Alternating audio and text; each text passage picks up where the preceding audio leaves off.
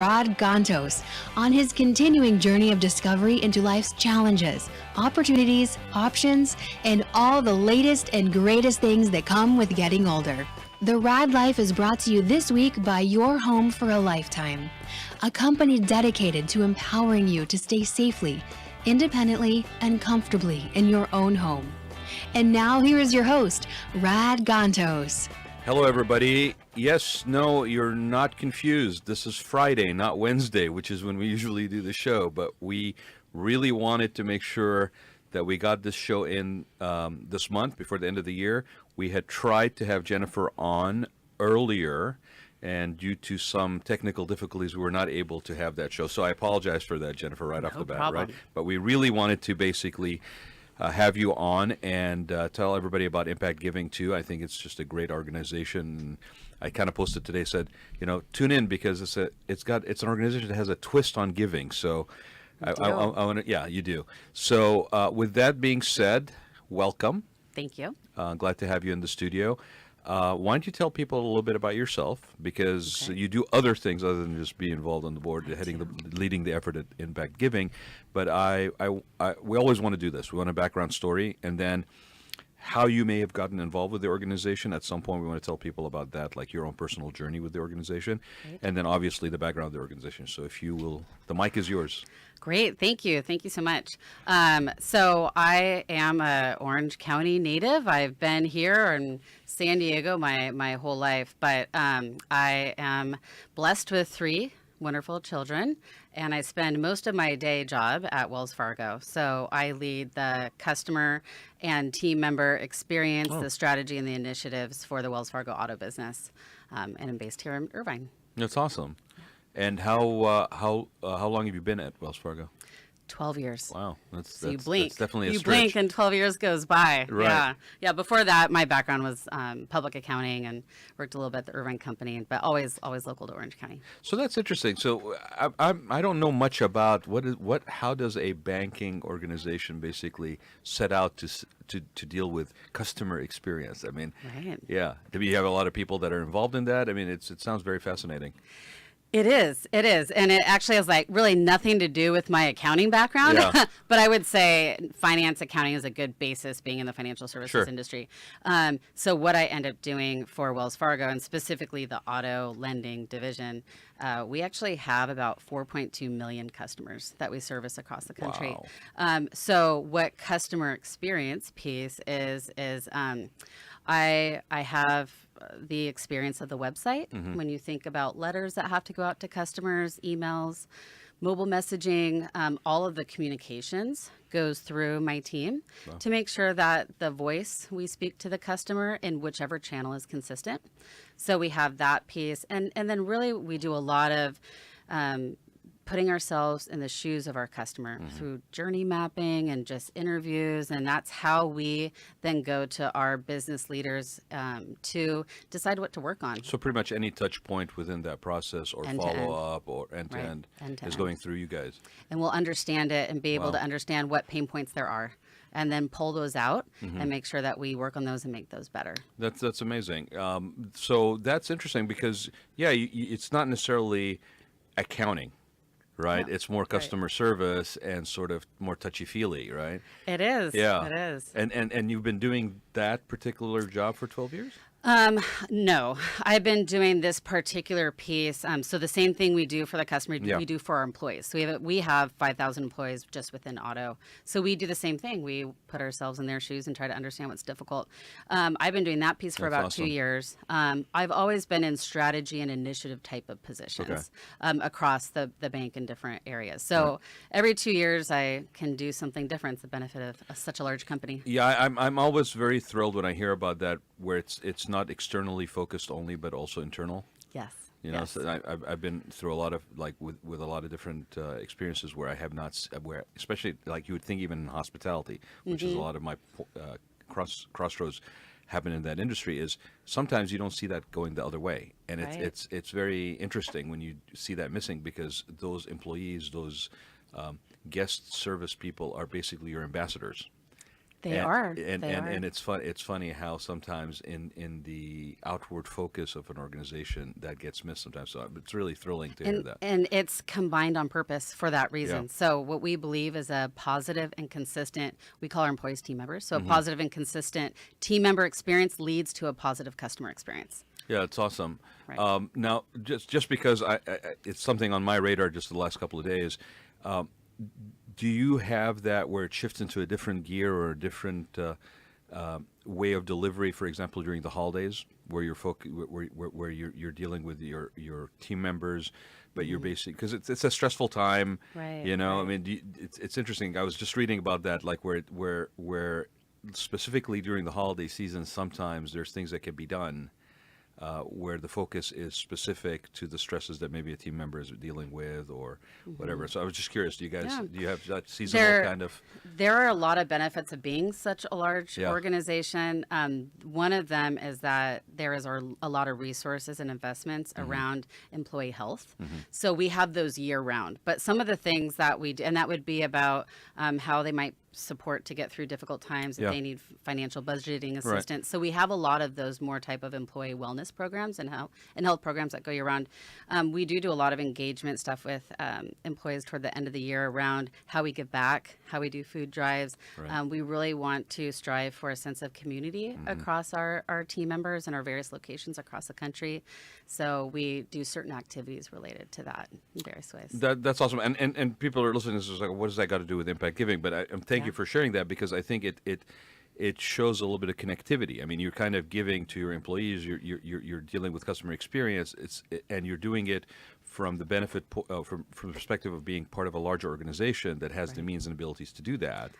Absolutely. So how a lot of this ties into impact giving. So exactly. I'll take a step back. So Impact Giving is a women's collective giving organization. So we're a group of women across Orange County, some South LA County, a little North San Diego County, but we're centrally located in Orange County, and we're pooling together our resources so we could collectively give and make an impact to some organizations. And if you wouldn't mind, just share with the listeners a little bit of background of that organization. But I think Sure. the impetus or the catalyst that caused that to be put together in that exact format is interesting because it came out of a challenge. Or a change or a shift in Absolutely. right? So our organization, Impact Giving, has been around a little over 10 years. We just celebrated our 10th season and going into our 11th season. And how we started, if you remember 11 years ago, was a little bit of a different economy situation. Absolutely. And we had our 6 founding partners. We call them partners, right? So we're all partnering together. But these ladies, based in Laguna Beach, is they wanted to be able to still give and support organizations, and they wanted to find a way to still do that even in an economic downturn. So by pooling their funds together and getting a group of over 100 women to pool together money, they were still able to give in a super impactful way.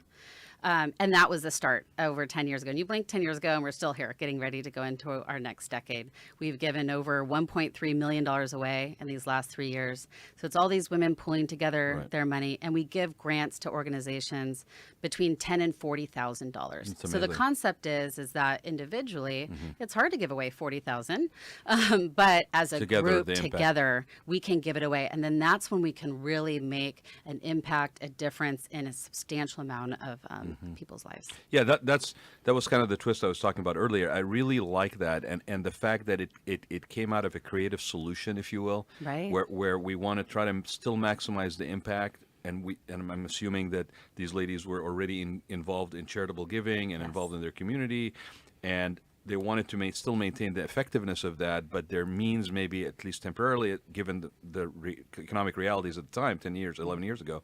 Right. They figured out a creative way of coming together to still be able to feel good about the level of impact that they're putting out, which I think is fascinating, and it's unfortunately I don't see a lot of that happens, but a lot of organizations are challenged. Right. You know, especially with the changes in the tax codes and benefits of giving. So it really struck me as being a really cool thing that's happening. Also, the fact that you guys are all partners. We are. And that the level of giving is substantial, even on the lower side of it. I mean, $10,000 in the right hands for an organization or a effort like clean water or something like that. It's a really major impact that does. So let's talk a little bit, Jennifer, if you don't mind, about, well, first of all, how did you get involved with impact giving? What's your personal journey with impact giving? Sure. So I've been involved, as we're going into our 11th year, Yeah. I've been involved for probably 9 of those years. Okay. So 9 years ago, I had a newborn. I had 2 kids that were in elementary school. I had a job where I traveled a lot. And You got plenty of time on your hands. Right, exactly. So I always want to be involved and give back. And I was really struggling with, I just didn't have the time to do that. And so my husband's a tax CPA. One of his clients is a partner at Impact Giving, and she was talking with him about how she's able to really be part of something bigger. And it doesn't take a lot of time. So they sit on a grant committee and they're looking at these different grant applications, but it was a manageable amount of time. That's how I started jumping in. So it was about 9 years ago, juggling a handful of different things. And I just, what really hooked me in is the women who are part of this organization. One of the core beliefs of impact giving is to be warm, welcoming, and inclusive. And you feel that with all of these women partners. When you're going to any event, when you're having a discussion about an organizational project that you're looking at, you have the value of diversity and perspective. These ladies represent all ages, all walks of life, all economic levels. Right. Some are retired, some are stay-at-home moms, some are professionals, and everything in between. And I really connected with so many women that I wouldn't have normally been in my friend circle. I would have never met, and my life became so blessed by just being around them. And we all have the same goal of just really wanting to help our communities build a better world for our children and families. And it's great to be around like-hearted women like that. Well, and it sounds to me, too, because of the way that, you're not an organization that's specifically focused on a particular mission, like, Right. or I should say, particular cause. It's not specifically like, for example, breast cancer. It's not specifically like, children with special needs. You guys are actually, there's a diversity in what you support. So I would think that's also an interesting way to go about it. So, for everybody, there may be something that is near and dear. Right? And then you have the benefit of everybody's different perspectives and diverse kind of opinions as a vetting process. So just so we can lay out some sort of structural components to this conversation, how many members do you have? We have about 120 partners. 120 partners right now. Okay. And what is is there a set amount of giving that the partners commit to every year? Sure. Or, yes. We have 2 levels that we offer. We have a full partnership, which means that the woman can nominate a nonprofit. Okay. So another way that we limit some of the nonprofits that apply for our grants is they have to be supported by a partner. Somebody internal to the Somebody organization internal has to to Impact support. Giving Okay. has to say, I support I champion this I organization. champion. I'm an advocate. I shepherd them through this process. And so that full partnership is $105 a month or $1,250 a year. And so it's also equally smart that it is actually a small amount on a monthly basis. It is. That really has, again, a cumulative impact. A cumulative at the end of the impact. year. So what's so wonderful about how it just grows, the pool, if you can visualize this pool of money, every month gets $105 contributed to it. It grows and grows. And then once a year, we're able to give away, usually between 6 and 8 grants, but we gave away $130,000 between all of these organizations. And it's just from that $105. So it's in the range of about $1,000 a person, basically, commitment. $1,250 a year A is year. what it ends up. Right. And then you said there were 2 levels. What's the Yeah, other so level? the second level is a junior partnership. So for those women that are under 40, they can join at a discounted rate. And so that's $65 a month. Oh. That they can end up joining and being a part. They may not be able to sponsor Right. a nonprofit, Right. but they can be part of our experience, be part of learning more. One of our areas of focus. Well, too you're grooming your continuing partner base, right? Right. Yeah. Is to educate, empower, and engage. So there's so many organizations. You mentioned earlier about the diversity of the organizations we support. They're also both locally and globally. So you may that's have, interesting. right, you may have a organization that's focused on providing clean water in Africa. Yeah. And then you may have an organization focused on homelessness in Orange County. What was there any particular reason why? I mean, it's a kind of a little bit of an unusual mix to say local focus on giving and then also an international focus on giving the same under the same umbrella. Was there a reason? Was it just diverse interests again of the original founding members? It was diverse interests of the Interesting. original founding members, Yeah. because what we want to do too is our partner group, we want to make sure that we are giving and reflective of the diversity of our partners. And we have partners who want to support local, and we have partners who want to support global. So we vary that. So the other thing, and you had mentioned this to me, but I think it's important to share, is the actual structure. You had said that part of the appeal that you had when you basically first found out about it was that it wasn't an arduous involvement. Right. You didn't have to show up to board meetings and agendas and all. Right. Like it was handled in a little bit of a smarter way, right? So share Absolutely. with that, because I think the follow-up question I'm going to have is, given that structure, and because, and I don't want to give it away, but because if it's the way it's set up, does that now appeal to other people beyond just local? Right. Okay. Right. So Yes. So our cycle is an annual cycle. So as I mentioned earlier, when our partners contribute $105 monthly for that partnership, and that pool grows throughout the year. We're actually going through this right now. We're going through Yes, you currently have receiving. We currently have a process we're going through where the nonprofits are applying for grants. We have about 50 or so that apply for That's this year. impressive. And then what we do is, from our 120 partners, we create these grant committees, we call them. So there are groups between 6 and 8 women partners who review these grant applications. And so they're looking at what is the project the nonprofit wants to apply for. We're also looking at the sustainability of the organization. We look at their board. We look at their financials. Sure. We even do site visits. Sure. We'll show up and we'll say, tell well, us that's what smart. you're You're doing. giving them money. You want to make sure they're We sustainable. do. So these grant committees of our women partners, they may start with, maybe 8. They have to pick 1 or 2 finalists from each committee. So they work through this from really January to April timeframe. In that time period, the grant committee maybe meets 2 or 3 times. So when 9 years ago, what was important to me is, okay, all I have to do, I have to show up to maybe 2 or 3 meetings for the year, and I could be part of this. And it wasn't that much of a time commitment for me. But I was able to really learn about so many organizations that I have never even heard of. Some that are here in our Yeah, which is backyard. very interesting. And so our Widens temple your- of the education. Yeah. Right.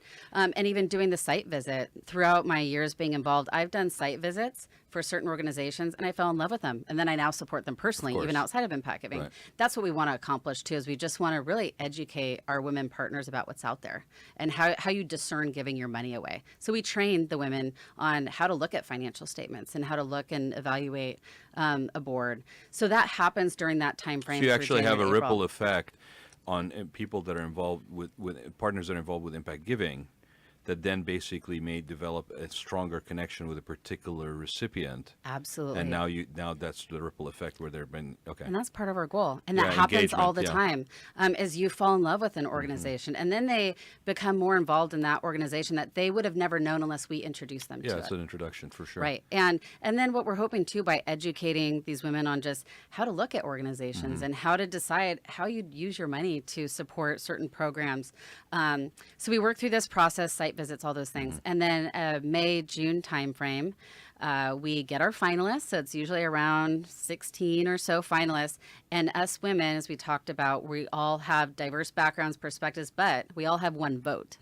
So we get together the finalists and all the women vote on where they want the money to go. So out of your partnership base right now, how many of those partners are actually, would you say, are junior? And how many of them are really basically making those judgments? Well, and the junior partners can vote too. Oh, so they just cannot Sponsor. champion and sponsor, Champion but and they can. sponsor. They do actually. They vote. absolutely vote. So every Got it. partner has one vote. So that is that it doesn't matter where you come from, doesn't matter your level of ability to give. That There's we are inequality all in we are all equal in our the voting. voting.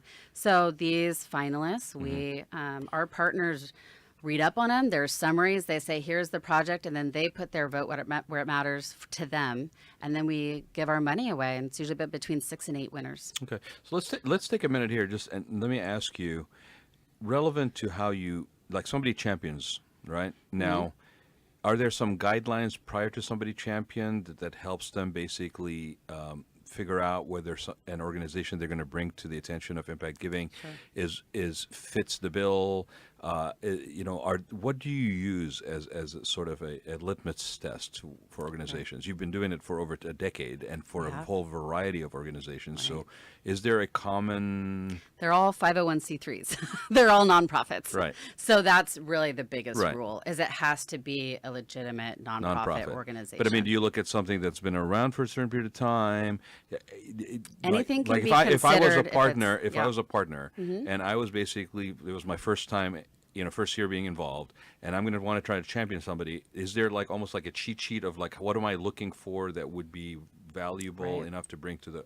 Right. So we have just a few technical parameters around being a legitimate 501c3 being one of them, we recognize that a lot of religious organizations are drivers of giving, and that's okay. We just don't want to make sure that it's limited. So we don't want to sponsor organizations where they can only receive the benefit if they're part of this religious group, because we don't want to discriminate either. Right. So we just want to make sure that there is a legitimate organization, the 501c3, that the benefit is open to all those who are in need, and we're being consistent there.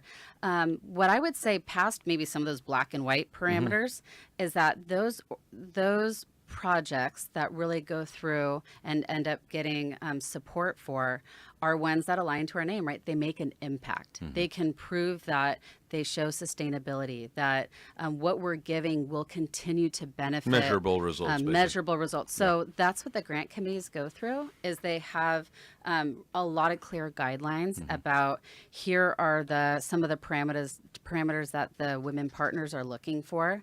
And a lot of it is around significant impact, sustainability, longevity, and stability, and a couple of those. So, and I had a reason why I was asking the question. I was kind of setting the grounds for the follow-up. So that's great if you're an organization that's been around. Yes. But what if you're a fledgling organization or a small organization? Have you guys had in the last 10 years of organizations that are maybe just starting, or Absolutely. where you were very instrumental? Because like I was saying, a $10,000 donation to an organization just starting that has like life-changing. It's huge, Life-changing. huge, yeah. Absolutely. So we have supported some of those that are brand new organizations. And maybe as long share as some they of have, those, Jennifer, too. Like if any come to mind, like specifically, please share them. We've had, when you think of some of the bigger organizations that we've supported, you think about Free Wheelchair Mission, or you think about Families Forward. We have supported those. They've come to us with specific needs for a program or a project, and it met our parameters. So something as large as that. So in that particular case, you're not only supporting the organization, you're supporting a particular program or initiative that they have. Typically, those are what comes through the grant request. Is it'll say it's a particular educational program for these children, where we're going to support 500 children with, it's a little bit more specific as the ones that we tend to support. Well, let's just take a minute of that, because I've sat on a few boards over the last 20 years. I currently sit on a few boards, and it's interesting. It always fascinates me that, especially in the case of boards that are basically just very organically have grown from a need. Right. The hearts are in the right place and everything, but when it comes to actually grant writing and submitting for grants, there is a lack of clarity sometimes, that it has to be very specific. The more specific it is, the more tangible it is to measure and quantify, the more likely you're going to get attention to be funded. And so I'm just putting that out there for anybody who's listening who may be thinking of starting a nonprofit. Those are things that you have to strategically figure out, and it's kind of hard when you don't have programs that speak to your success in doing something. But it still is important when you outline what that program is to really put those pieces into it, because a lot of cases I see with smaller nonprofits that are fledgling and starting, it's like, but we're here and we're doing good, and it's like, yes, and it's not trying to kind of poo-poo that, but there's a lot of people out there doing good, and so you got to figure out where your maximum impact is going to be. There's so many people doing great things out there. When we go even through our grant process, some grants maybe have an opportunity to be more articulate in what the impact can be, or how many people is this going to support. And so do you help them them in that And we process? help them. So when we tell them that they maybe weren't chosen nice. as finalists, we say, please call us and we'll give you, feedback about maybe what you can try better on next year, because we want them to try again.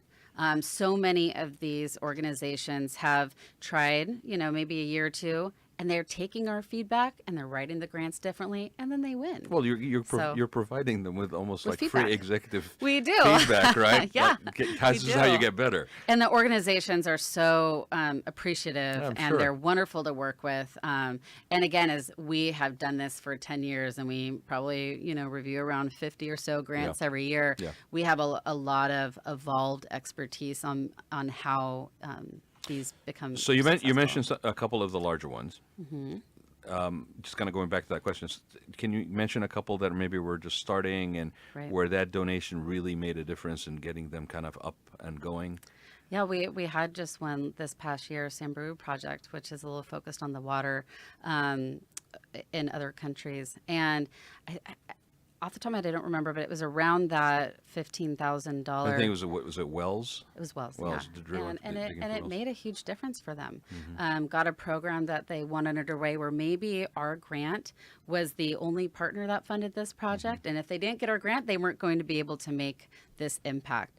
There are even, I think we've talked a little bit about Bracken's Kitchen. Bill we've Bracken. seen Shout out to Bill. Bill Bracken. Yeah, Bill's been on the show. Yeah. We've seen them grow so much, and we've been blessed to be a part of their growth too, as they're bringing on, Betsy trucks and delivering more food. Well, to and they just got others. recognized too. And I remember Bill when he came in. I think the first time he came in with a gentleman by the name of Steve Gostin, who actually Steve and I sit on the board for Project Independence, but Steve was involved with Bill as Bill was starting to set up a little bit more of a structured presence for Bracken's Kitchen.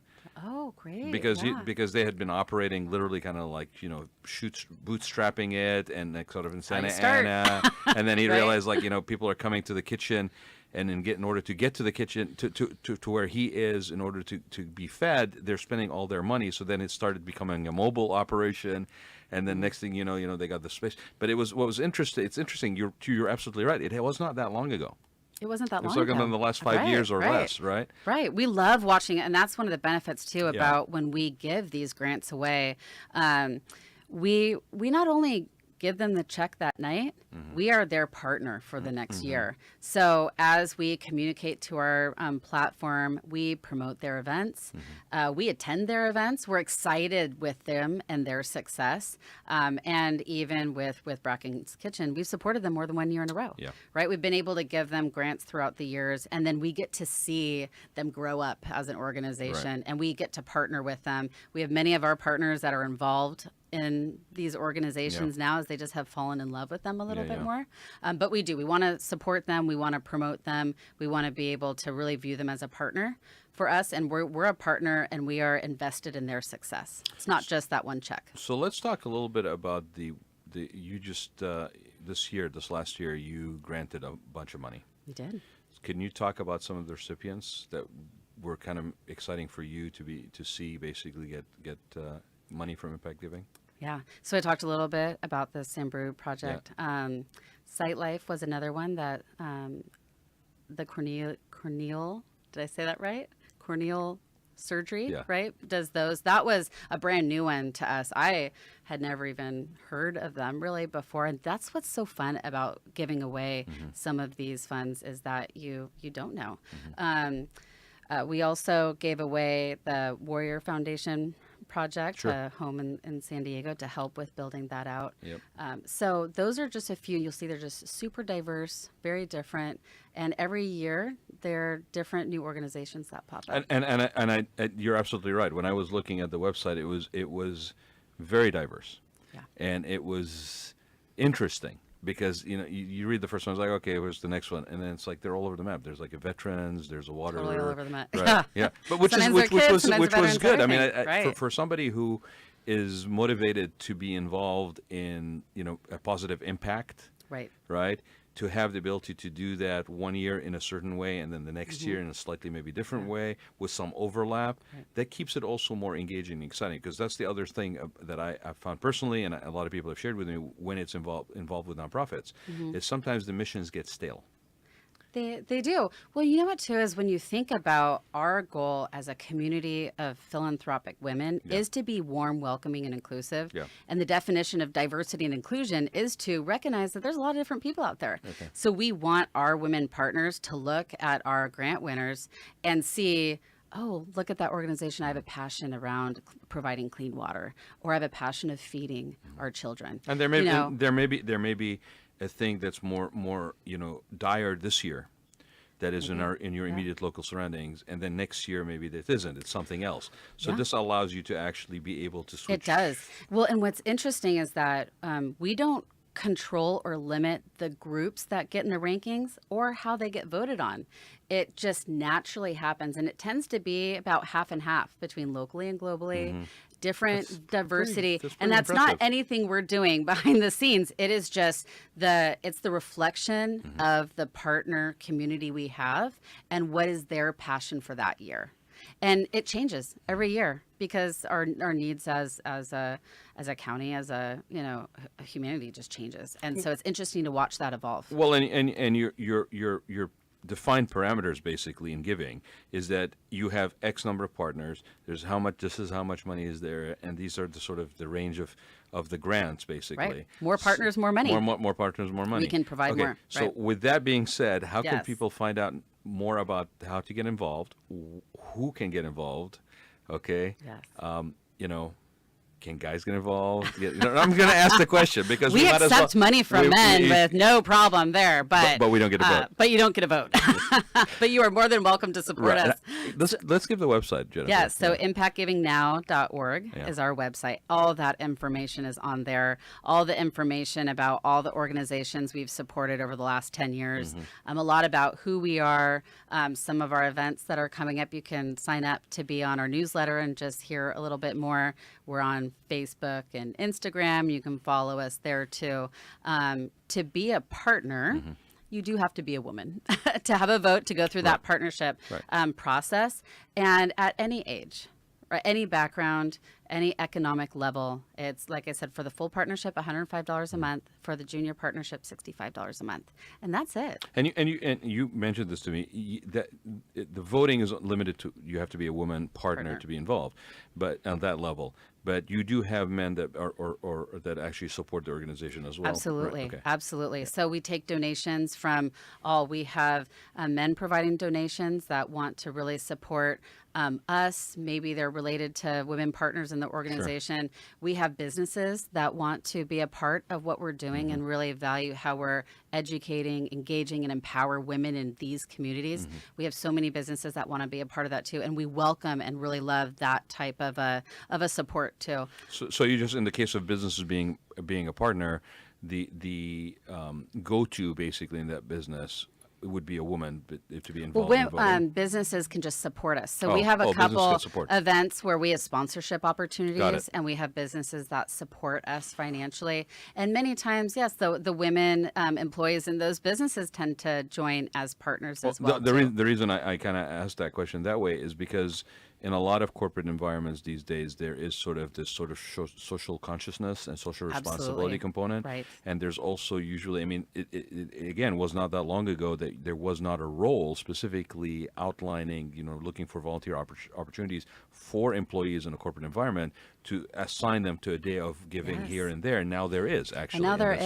is, and it's wonderful to see that shift. I think in corporations, small, medium, large across our country has been really more socially conscious about those. Absolutely, we have organizations that sponsor in a way their employees to be part of us, and that is great for the organization because the women partner learns so much through our process, has a sense of community with so many other like-hearted women, and can bring that back to the business. And it, as we all know, is the healthy, happy employees focused on the right thing result in great business. Absolutely. We go back to that thing about those are literally the ambassadors for whatever business and whatever industry you may be in. And that's the same thing. So if you go on the website with impactgivingnow.org, there's a place to contact us, and whether you're interested as a woman partner, interested to support us in any way, interested as a business to figure out how can I get more involved, how can I get my employees more involved, reach out through that contact us form and it'll get to us and we'll connect. Okay, I want to just shift the conversation just slightly. You had said to me, and I'm going back on that meeting and time commitment. Okay, you said to me that it's almost like not even in person in a physical location.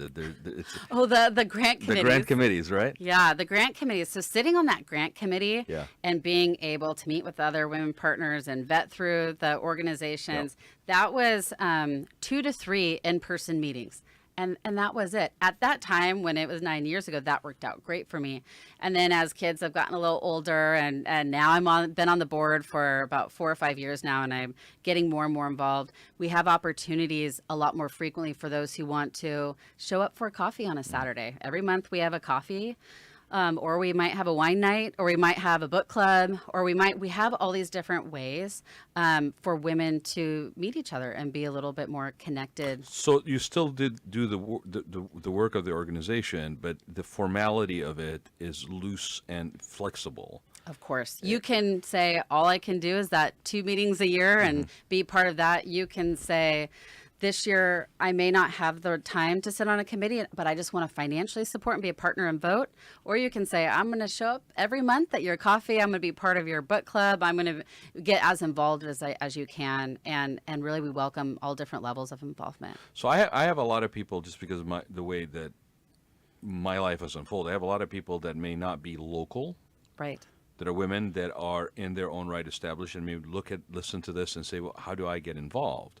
So I guess the question is, if somebody is not local, can they still get involved? Absolutely. Okay, and would that be as a full partner, for example? They could do that? They can. Okay. They can. So The full physicality is not partner- an issue. No, Okay. no.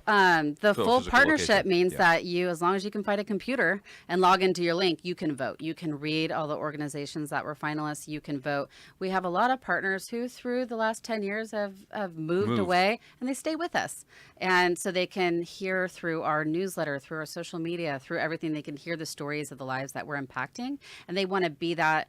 They want to still be connected to us, even though they're not physically here. But we do have, for those who are physically here, we do have those in-person events where absolutely we can connect. Well, more I told people that Impact Giving does the giving with a twist, and that was one of the things that I wanted to bring out, because that really, not only is it that somebody may be not local, but the fact that you also are, in that case, they would be able to champion something that is international versus just local as a recipient. That just makes it also another layer of meaningful for them. So it's not that I'm just supporting the organization because it does good work locally, but I might actually be not local, and there may be somebody in my area that I want to bring to the attention of Impact Giving that could also then benefit as a recipient. Right. And think, More so incentive to be involved. Right. So when I first joined, I think in my first year, I supported Orange County Child Abuse Prevention Center. And within that first year, my couple months of paying $105, it turned into $25,000 for the organization that I was involved in. Whether that's local, whether it's international, there is that possibility that it can. So for people that are actually involved in other organizations, this may be another way for them to give to those organizations. We do, and we have many women partners that are extremely committed or involved in a particular organization, and they are part of our organization, Impact Giving, because they want to champion for their nonprofit. Absolutely, we have those. Well, providing that resource and the way that you're providing it also makes organizations that are out there that may be wanting to tap into that as a funding source better. Absolutely. Like, you got to bring up your game to a certain point. Yes. Right? And whether it's... And we'll help you. We'll help you bring up your game. That's amazing. Yeah. Right, because a lot of times We'll it's like, work no, with you. thank you, try again next year. But to give somebody that input of why and how it could have been better, I mean, that's invaluable in the nonprofit world. And we have seen it work, right? We've seen some applications come in, and we've seen them take our feedback and grow. And down the road, that they do. And do here they are are being successful. funded basically later. And here they are being funded Yeah. later. And then, like I said, not only do we give the check and give them the money, but we are partners with them. We want them to be successful. We support them in many other ways and promote them on our platforms and everything as well. So what are some challenges that you guys deal with? Are there any regular challenges that you've been involved for the majority of the time that the organization's been around? I have. Are there things that are continuously a bit of a challenge? Are there things that are more challenging now that, can you? I mean, we're talking all positive here, which is great. Right. But right. what are some of the challenges that Yeah. you guys do, if there are any? There's always challenges in anything, but I think that's what Or makes opportunities, it right? Depending on how you look at it. It's what makes it rewarding, Yeah. right? At the end of the day. So through the last 10 years, we've been able to really refine every year. What did we learn differently? How do we want to run this process more efficiently? How do we make our event more successful? So we're in a state, and the board, my board is a group of wonderful ladies and very diverse backgrounds and contribute very different things. And we are always looking at how can we listen to our partners and evolve our organization to be more reflective of what everyone wants. It's interesting because just people change over time, things shift, and you do have to look at it to where we recently did a book club. We recently started doing a little bit more coffees because the More of a social. more of a social, because how it started, that wasn't really needed. And then we heard people wanted to connect more. So it's funny because you think about how the consumer world has shifted. Everyone did this huge pendulum where everyone went totally digital. No one wants to speak, no one wants to connect. They just only want to do digital. And then it kind of goes in the middle now where they still want digital and ease, but they want some connection and a that sense human of community. condition, that it sense always of comes needing- back, yeah. So I would say is how we've looked at our organization is no different than how any other company has looked at it too, is listening to our partners, listening what they want and how they want to interact with each other. So one of our opportunities is, how do you swing that pendulum and how do you provide enough interaction in that way? Okay, so I'm going to put you on the spot a little bit. Uh-oh. Okay. It's not a bad spot. Pick two successes Okay.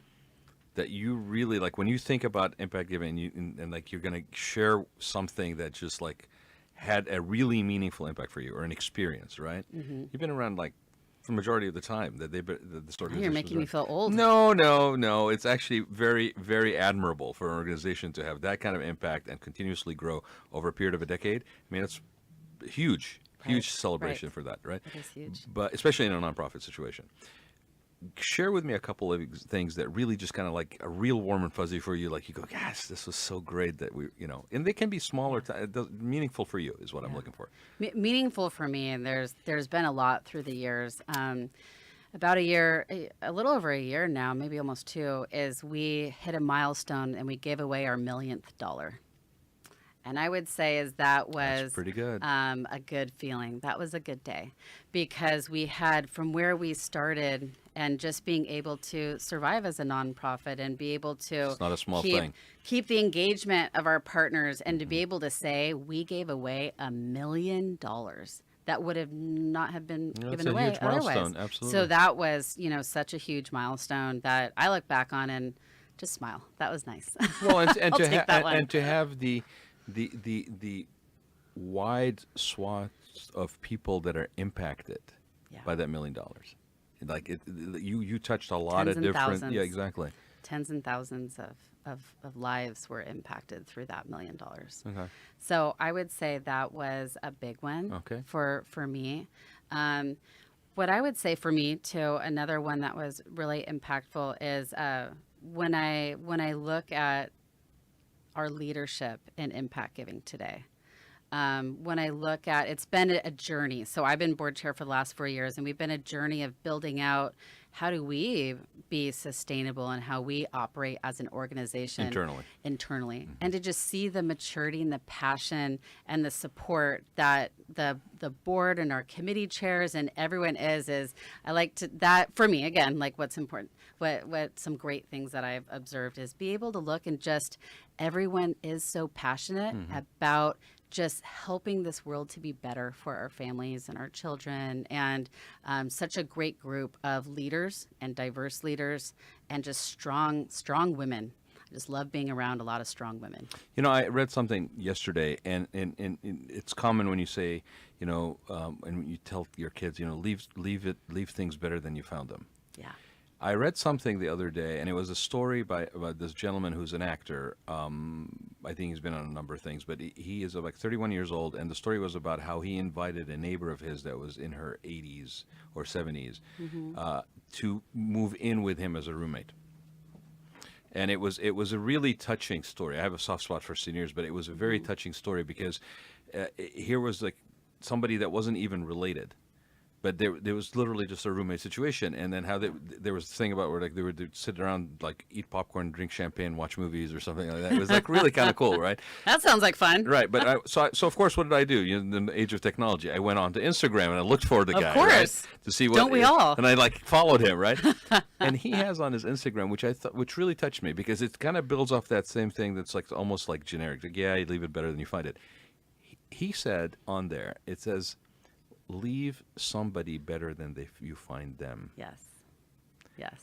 And it was just a slight shift, but so much more meaningful. Like it like so personal, right? It's not an inanimate object thing that you leave better. It's not leave the world better. It's actually a human.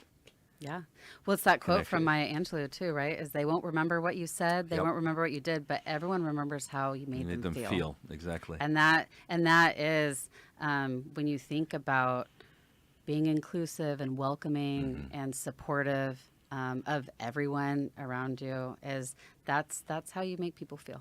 Well, we had people from Project Independence in the studio on Wednesday, and we were talking about just the reward that you get Right.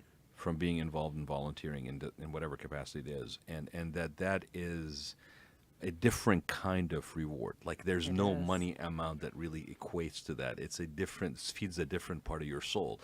And if you're lucky enough to actually experience that, it becomes almost addictive. Like you want to continue to be in that space, right? It does. Yeah. So that's great. Thank you for sharing those. It's awesome. And by the way, you know, like a milestone of $1 million given away, and then you know, you know, having the ability to say that the organization has matured and continued to be It's passionate sustainable. and passionate It'll be about around their, for another couple more decades, forever and ever. but also continue to be passionate about the mission. I mean, Yes. that's amazing, right? Yes. You're not just getting older; you're getting more mature and seasoned, better, and still not having lost that little spark of being, you know, passion, involvement. What are some of the things that maybe are goals? Like now that you're where you're at, what's next year look like? Right. One of our biggest areas of focus now, because we really have the passion, we have the leadership, we have the different partnership opportunities, we have a good product. Yeah. Right. We've hit our milestones. You know, we've hit the first 10 years. We're going to be around for a long time now. We want to be able to get our story out there, be able to have more partners be involved, be able to educate, empower, and engage more women. That is our area of focus in this next year, is to how do we do that?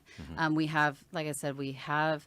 I'm a little biased, but I just think this is just such an amazing organization, amazing community, and we don't need it to be a secret anymore. We want more. Well, to you be have a lot involved. of story to tell, We have a great story to tell. and to tell it the right way, based on your own terms. I mean, Right. Tell Right. your own story. So that is our growth is our focus. So, what advice do you give to nonprofits who find themselves in that place? Like, how are you guys going about doing that? Because that's a very important lesson. I agree with you 100%. Right. You know, you have to be ready for growth. So that's the first step, is that we really had to make sure that we were ready to grow. You know, really making sure we have the partnerships clarified. We offered up the junior partnership we just offered in the last 2 years. So we really have this strong product in our mind, and this sense of community. And now that we're ready for growth, is we're finding opportunities, just like sitting here and talking with you today, is how can we just share more of what we're doing, and hoping that one of your listeners, this is resonating with them. Right. They can go on our website. They can reach out to us. We They can make better. a connection. ImpactGivingNow.org. ImpactGivingNow.org. ImpactGivingNow.org. I can't vote, but I insist that you go ahead and give them money and Exactly. get involved. No, it's very interesting about that last point, because you are totally comfortable. I mean, you could say that we're totally comfortable in this space. We've been doing this thing for 10 years. We've had a really wide Right. impact. We feel great. And I could just sit on my laurels and do the same thing for the next 20 years, right? Yeah. Or Or I'm you ready can to grow. We're ready to grow. And it's kind of scary, but at the same time, it's also exciting, right? It's also exciting Yeah. because here's the thing too, is that we do this space well. And we know that those partners who join us, what they're going to get out of it is tenfold what they put into it. And so we just want to share that with as many women as possible, because it is life changing. Because when you walk out of this, I can speak for myself, is I talk about giving and philanthropy different to my friends, to my kids, to my family, to my coworkers, and that's exponential. So it's not just one person being feeling comfortable about being a philanthropist, because you don't have to give away millions of dollars a year to be a philanthropist. No, obviously, you can give away $105 a month and call yourself a philanthropist, and still have an impact of and still have a wonderful impact. $1 million in 10 years. Right, but because I've been part of this organization, I have a passion now about giving and philanthropy that it leaks everywhere across anyone who's around me, and that's that exponential piece. Well, you know, that continually interested in challenging yourselves and growing also does one other thing. That excitement is contagious. So I think when you bring in people and when you're telling about your involvement with impact giving to others, and at the end of the day, we all know that are involved in this space, is that the people that get engaged are getting engaged into things that people that they know are involved in and they share passionately about. Yes. Because that's sort of the trust building block, right? It's like, oh, I've heard about this organization, I've heard of this organization, but no, so-and-so that I was sitting down with for Thanksgiving dinner was telling me about this thing, and I really got connected with it, and I saw the joy in their eyes of being involved in it, and I want part of that too. Right? So taking the organization to the next challenge of growing and doing it and being excited about it also in itself is contagious. It is, and it's all word of mouth in a lot of ways up until now. You know, one of my board members who's now been with us for over 6 years, Lynette Miller, we worked together, and I was just talking about impact giving, and she was like, "Oh, that sounds really interesting. I love giving," and now all these years passed by, and she's on my board, and she's doing a great job and very involved. So it's getting the word out. It's a wonderful story. It's a great thing to be a part of. You talk about that part of your heart that gets a different type of reward when you're involved in something like this. Yeah, it's definitely warm and fuzzy. Yes. Well, thanks for being here and sharing your story. Absolutely. Thank you for having me. And sharing impact giving. Yes. Let's, before we sign off, give people the website again. impactgivingnow.org. So go check it out, everybody. And Jennifer, again, thanks very much. Thank you so much. Yeah. Have a happy holidays, everybody. Happy We'll see you again next holidays. Wednesday. Bye. Bye. You have been listening to the Raad Life Radio Show with your host and age explorer, Rad Gontos, brought to you on the one and only octalkradio.net. Join us again next week as we continue our journey of discovery into life's challenges, opportunities, options, and all the latest and greatest things that come with getting older.